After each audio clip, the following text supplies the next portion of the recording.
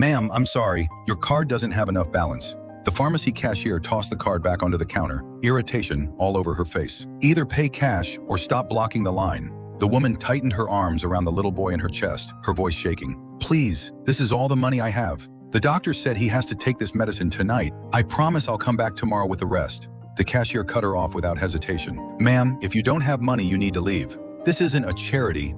Some people in line frowned. Others looked down at their phones, pretending not to hear a thing. The little boy curled into her arms, his face pale. Every breath looked like a struggle. The woman's name was Hannah. She worked as a cleaner at a restaurant. Her husband died in a car accident 2 years ago. All she had left was her 8-year-old son, Liam.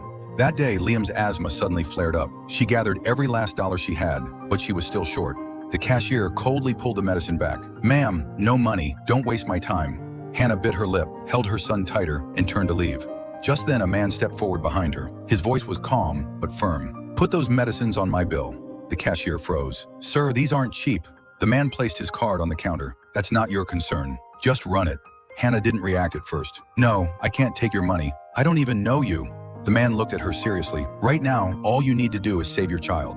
A few minutes later, Liam took his first dose of medicine. His breathing slowly began to steady.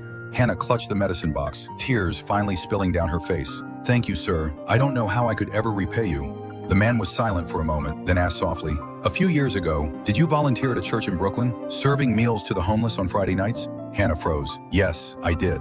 That was a long time ago. The church was torn down later. How do you know that? The man smiled faintly, his eyes slightly red.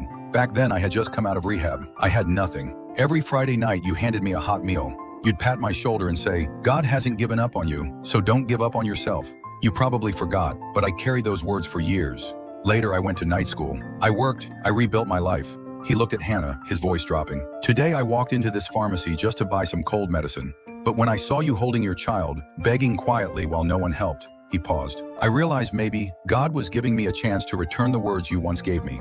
Hannah covered her mouth, her shoulders trembling. So, God really does remember the smallest acts of kindness.